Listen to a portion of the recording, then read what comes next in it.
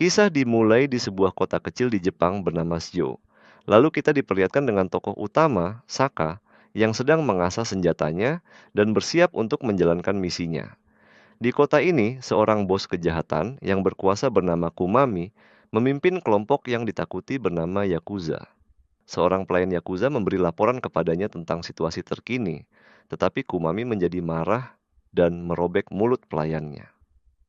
Tak lama setelah itu, Saka menerobos masuk ke rumahnya dan mulai membantai seluruh anggota geng Yakuza. Saat Kumami mendengar kekacauan yang terjadi, ia panik dan mencoba melarikan diri. Salah satu petarung terbaiknya maju untuk menghentikan Saka, dan pertarungan brutal pun terjadi. Petarung tersebut berhasil mendaratkan beberapa pukulan keras pada Saka, tetapi Saka menebas tangannya hingga putus.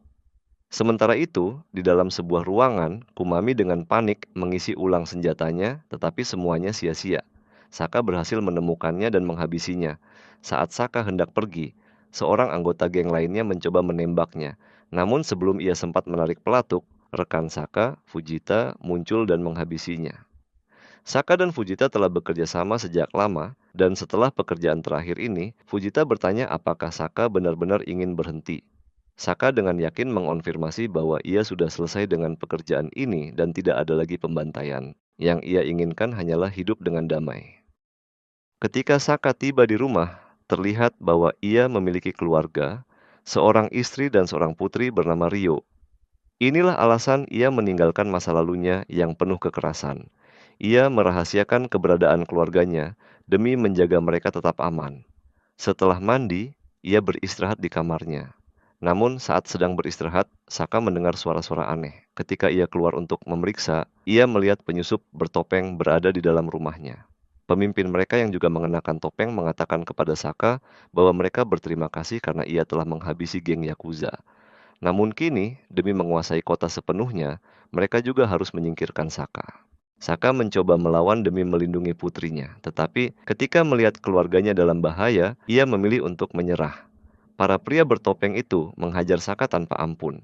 Istrinya memohon agar mereka menyelamatkan putri mereka, tetapi salah satu pria itu malah menembaknya. Ia tewas seketika. Saka hanya bisa menyaksikan dengan penuh kesedihan saat istrinya tertembak. Kini para penyusup itu menargetkan Rio. Dalam upaya putus asa, Saka menyuruh putrinya untuk lari. Pemimpin bertopeng menembaknya juga. Dunia Saka hancur seketika. Mereka lalu menembak kepala Saka dan mengatur tempat kejadian agar terlihat seolah-olah Saka yang melakukan tindakan tragis itu terhadap keluarganya sendiri. Berita pun melaporkan peristiwa memilukan tentang seorang ayah yang diduga kehilangan kendali hingga akhirnya melukai istri dan anaknya sebelum mencoba mengakhiri hidupnya. 12 tahun kemudian, fakta yang sebenarnya terungkap. Saka ternyata selamat. Peluru yang menembus kepalanya tidak membunuhnya, tetapi membuatnya lumpuh. Sahabat lamanya, Fujita, secara diam-diam merawatnya selama bertahun-tahun dan menyembunyikannya dari dunia luar. Semua orang percaya bahwa ia telah mati. Sementara itu, kota Shio telah berubah. Seorang pria bernama Ryu Sunohara kini menjadi wali kota. Dalam sebuah wawancara televisi, ia berjanji akan mengubah Shio menjadi surga baru bernama Mahaba, kota penuh klub, teater, dan kasino. Namun seorang jurnalis mempertanyakan meningkatnya tingkat kejahatan di kota tersebut.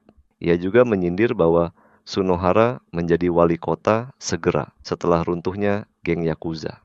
Jurnalis itu bahkan mengklaim memiliki bukti bahwa Sunohara melakukan penipuan dan membunuh orang demi kekuasaan. Sunohara yang mulai terlihat marah langsung memotong pembicaraan dan mengakhiri wawancara.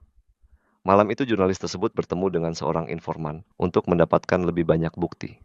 Ia menyerahkan setumpuk uang sebagai bayaran atas informasi tersebut.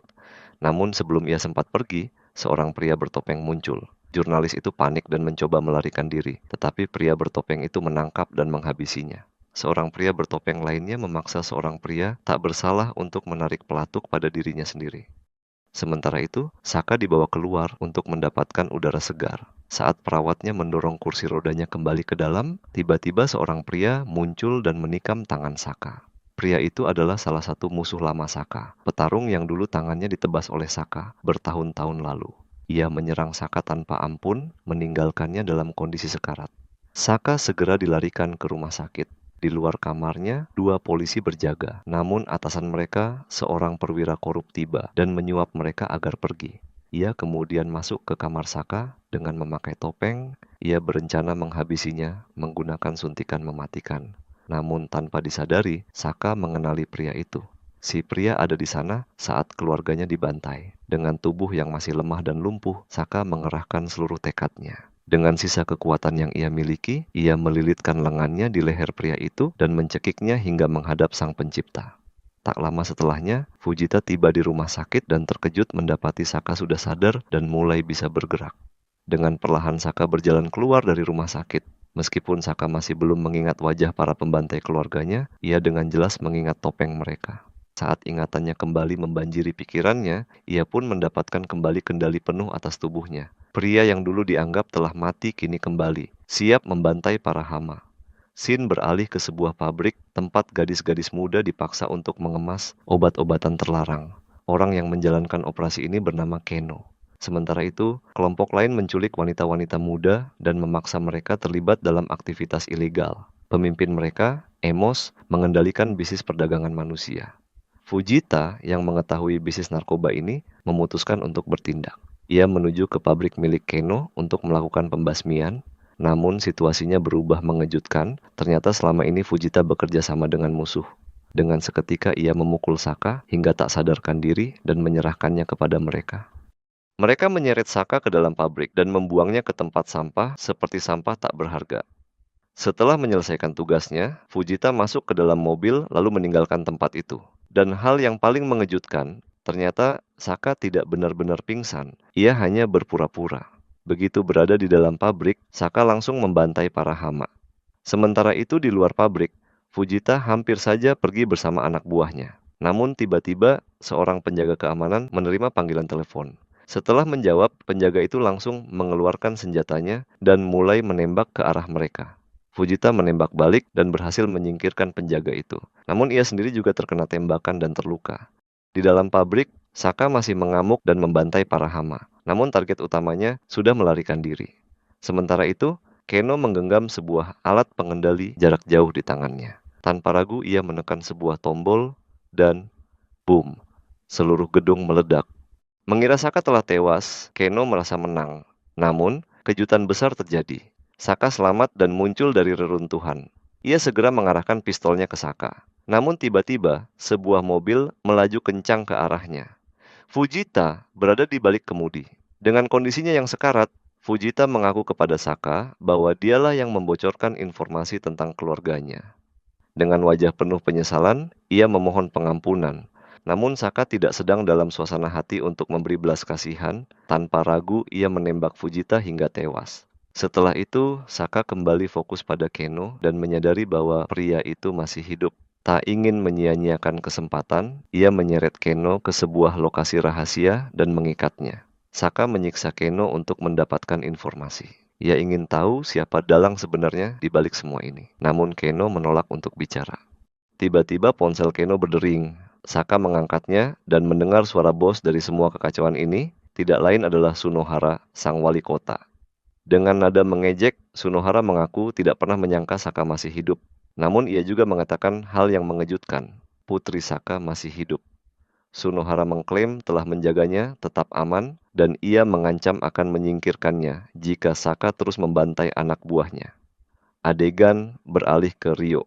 Ia yang kini telah tumbuh dewasa, dibesarkan oleh seorang pria bernama Emma yang mencuci otaknya dan membuatnya percaya bahwa dialah ayah kandungnya.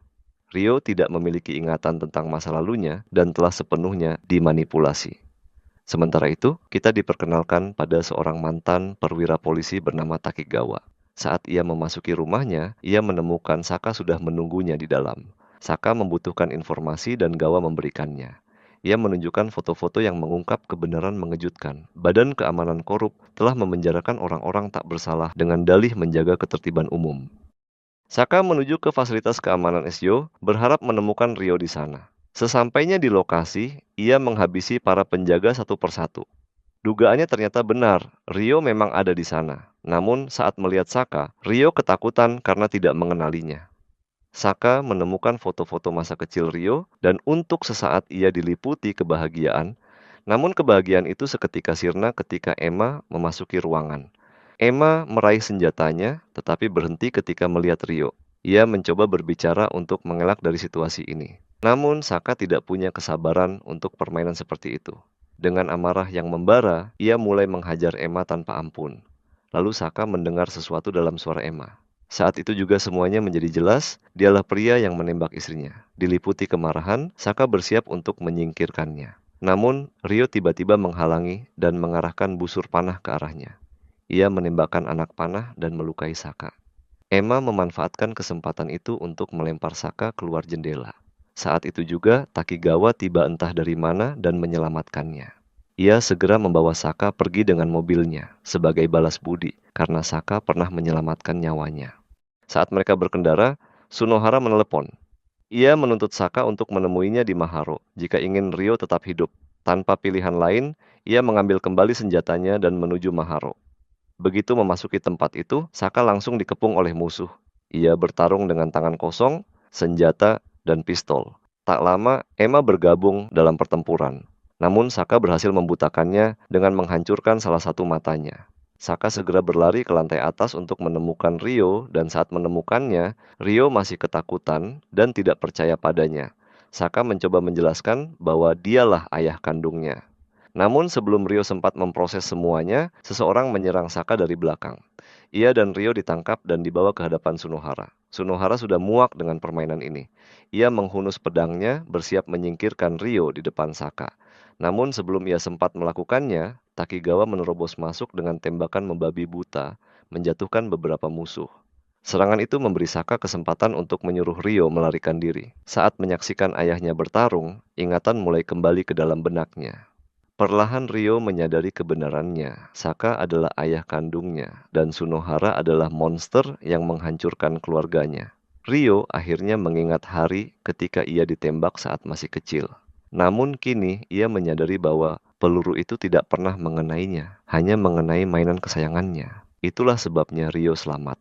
Saat Rio berlari mencari tempat aman, Saka melepaskan seluruh amarahnya. Dengan brutal, ia bertarung melawan musuh-musuhnya. Di antara para penyerangnya, ada seorang pria bertopeng bernama Angdo. Secara mengejutkan, Sunohara menyaksikan pertempuran ini dengan ekspresi penuh penyesalan. Saat itulah sebuah kebenaran yang mengejutkan terungkap. Sunohara dan Angdo ternyata bersaudara. Yang satu menjalani hidup penuh kekuasaan, sementara yang lain terbuang ke dalam bayang-bayang kebrutalan. Saka akhirnya menyadari bahwa Sunoharalah yang memimpin serangan terhadap keluarganya bertahun-tahun lalu. Diliputi kemarahan, ia menyerang Sunohara, tetapi kondisinya sudah sangat lemah. Sunohara menebas tangan Saka hingga putus. Tetapi meskipun begitu, Saka menolak untuk menyerah. Dalam usaha terakhirnya, ia menyerang dengan senjatanya, menghancurkan pedang Sunohara, dan menewaskannya. Saka terjatuh, hampir menghembuskan napas terakhirnya. Namun sebelum ia sempat menghadap sang pencipta, Emma kembali dengan sebuah pistol. Ia menembak Saka dan mengatakan bahwa Rio adalah miliknya. Saat ia tertawa puas, Saka dengan sisa-sisa tenaganya menyerang Emma dari belakang dan menyingkirkannya. Dengan napas terakhirnya, ia memeluk putrinya sebelum akhirnya meninggal di dalam pelukannya.